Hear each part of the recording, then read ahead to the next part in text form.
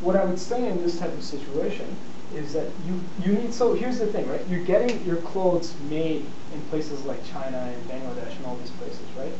But you're selling all over the world, right? So you need to get your samples. So your designers create samples, right? They'll create a sample of that jacket. And then what do they need to do once the sample is created? They need to send it. They need to send it to the factory. That makes sense, right? Because the people at the factory are going to look at it and be like, okay, so this is what you guys want us to make, right? And we're going to make this exact jacket. So that's fine. So let's say it takes a week, right? And they create 10,000 of these jackets, right? So once the jacket is created, right, where does the jacket have to go? Think about it. Where do you buy a jacket? Where would you buy the jacket? In a store, right? Exactly. So if it has to go to the store, so the jacket has to go to the store, but where is it right now? Right when it's created, where is it still? It's in the factory, right? So it has to be packaged, right? And then it needs to be sent to the store, right? So what would you say is, so what have we left out then? We have the labor, we have the factory, we have the machinery, we have all the office. Transportation. Right? Does that make sense? This is a huge deal. Right? Transportation. This is a big deal. Right? Because they are getting items made in places like, in certain geographies, in certain locations. But from those locations, they have to send them, either they send them back to Sweden, either everybody sends it back to Sweden, and then from the H&M head office, they send shipments all over the world, right? How do you think, how do you think everything is sent? These boxes and boxes of clothes, right? How do you think they're transported? Akio-san, how do you think the boxes of finished clothes, when H&M finishes making a jacket and they pack it into a big box, how do you think they send it from the factory to the home office in Sweden? Sweden? Yeah, just as an example. How do you think they send it?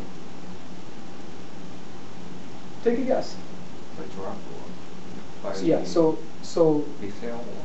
Well, yeah, so truck is for a short time from the factory maybe to some other place, but the truck can't go from Bangladesh to Sweden, right? That would take like months. By truck to the port and then exactly. Retail? Exactly. So you take it to the port, right? Then you fill these containers, right? These big steel. Have you guys ever seen, in movies or like on TV, sometimes they show these big containers, these steel containers, right? And they pack the containers with all these boxes of these jackets, right? And then, and so why do you think these things go by sea and not by air? Cheap. It's cheap, but why is it cheap? Why do you think it's cheap? It's many days. It does take a while, but then, instead of sending it by airplane or instead of sending it by air, why do you think it's cheaper to send it on a big ship? I was thinking there's a fuel. What do you mean? How much of Fuel is one of them. Fuel is is, definitely one of them. because of the scale. Yes, because of capacity. Good. This is one that's a little tough, right? Because think about it. Remember we talked about economies of scale. The more you buy, the less is the price you pay, right? Because the profit that I earn, I can take a little bit off of the profit, give you a discount, and still earn a big profit because you're buying a lot. It's the same concept. If I take, on a ship, you can have hundreds of these gigantic containers. And also because think about it, do you think a plane can carry as much as a big ship? Hell no, of course not. The same trip, a ship can carry 10, 20 times the weight. And it's crazy, right? Ships are such old technology when you think about it. They've been around for 10,000 years, more than that maybe. But a ship can carry so much more than an airplane can, right? For a similar amount of fuel, right? So so you pack everything. So because you can ship so much manufactured product, so much of these jackets, right? We can put them on containers, fill up the ship. Maybe the whole ship is just H&M stuff, which is rarely the case, right? But because you can only produce so many clothes in like a month, right? But because you can ship so many at the same time, it's the same thing as buying a lot. And that's what you're doing, right? You're saying that I'm going to ship 100 containers, right? In one shipment, right? So it's a lot cheaper. It takes a little bit of time, right? It might take like a month. Just think about it. From Bangladesh, they have to go. Think about it. They have to go from here, go down India, Saudi Arabia, go through the Suez Canal, and then go around Europe. This is Spain, and then get all the way here, right? So it takes a long time to get there. But there's very, very rarely do you hear about accidents at sea. And even if you do, you have insurance against that, right? So most companies have insurance. You guys are familiar with insurance. But basically, it's a great way to spread your cost out, right? It's a lot cheaper to do it that way. So transportation is a big part of it, right? So now you guys are seeing, and then once it's there, then H&M can decide, right? If it's smaller shipments, maybe they want to send it to Japan, maybe they want to send it to Korea, maybe they want to send it to South Africa. They can send it by air freight. They can send it by air. They can send it again by ship if they have to, right? Depending on how much needs to go to each country. Like a huge amount of H&M goods come to America, right? Because people love H&M here. I mean, their stores are massive over here, right? So all of those are sent. And then there's also one other cost, right? So all this time we've been talking about how it's these three factors, right? These 4 or 5 factors are how it's created, right? These areas. This is what supports it. All the office staff support it, right? Support the process of creation, right? The transportation gets it to places, right? But what's one last thing? Where are these clothes sold? Where are these jackets sold? What do you think? Pedro, where are they sold? Retail store? Stores, right? And what do you think is the case? Let's say H&M, right? If there's an H&M store, who owns the store? The owners? This is franchise. Depends. You should. Franchise or? Let's assume it's not a franchise. Okay. So if it's not a franchise, who owns the store? The company, right? Akio Mitsu, right? It makes sense, right? So they own the stores, right? And if they're opening new stores every year, right? Then isn't that an expense as well? If you're building new stores, Yeah. you have to spend money on them, don't you? For the venue. Right? So we have a 7th item here, don't we? That's stores. Right? So they have to build these stores, right? They have to maintain these stores. They transport the items, the coats, from Sweden. Right? Or is it Switzerland? No, it's Sweden, isn't it? H&M is Swedish.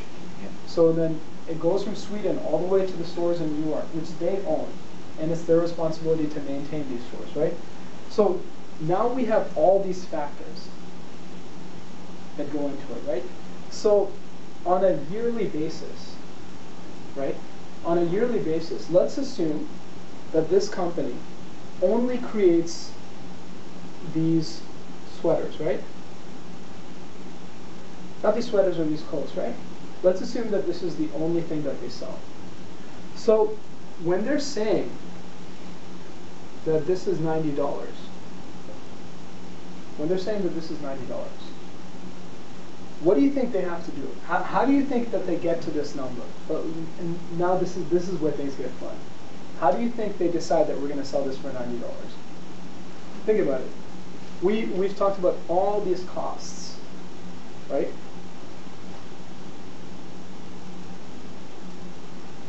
Think about it. What do you think is the first step?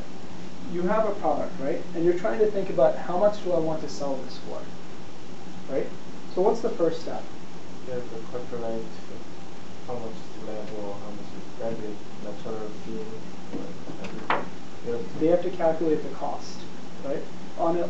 In 1 year, how much money do we spend on everything? How much money do we spend in all our labor, in the factories that we have to buy? Every year we have to either buy new factories or we have to expand factories, right? We have to make factories bigger because we might try to make more next year, right?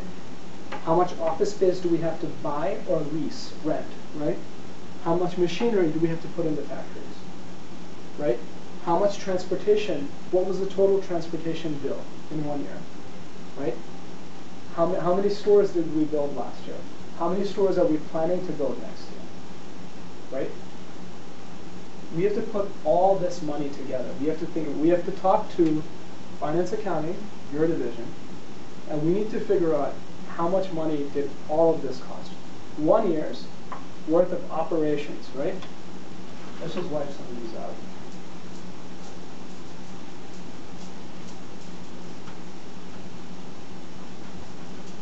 Right? So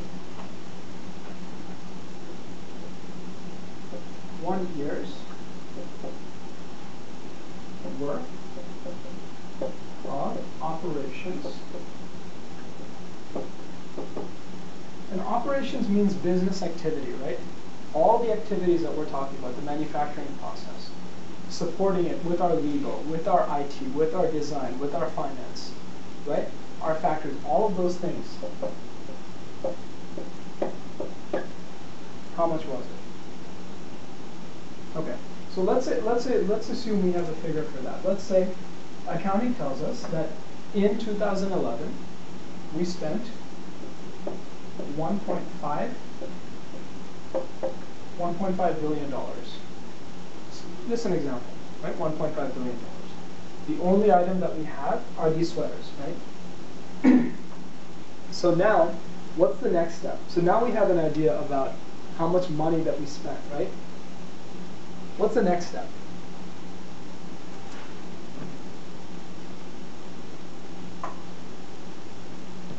Think about it. We count how much we made of the gross. Well, no, now we're trying to figure out, so we're assuming, right? So, okay, so I should say something else. We're assuming, our assumption, right? An assumption is something that you're assuming. Our assumption is, in 2012, right, we will also spend $1.5 billion. That's just our assumption. We're going to spend right around here. We think we're going to have the same number of people. We're going to keep our factory space. The number of stores that we built last year, we're going to build the same number. So we know going into 2012, we think we're going to spend the same amount of money. Right? So now you know, if you know how much money you're going to spend, remember, what are we trying to do? We're trying to make a profit, but we're trying to figure out how much money should we charge for this coat, right? Per piece, how much money should we charge for this coat? So you have the total amount of money that you had spent, right? Don't worry about the $90. That was just an example, right? Let's figure out a price, right? Let's use this, right? So $1.5 billion is how much we're going to spend this year. If you want to make a profit as a company, how much money do you have to earn? Akio-san? How much money do you have to earn to make any profit? Do you have to earn more than this or less than this? More than this, right? Like $2 billion. Hey, yeah, that's a great target, right? $2 billion, right? So let's say, so our target profit,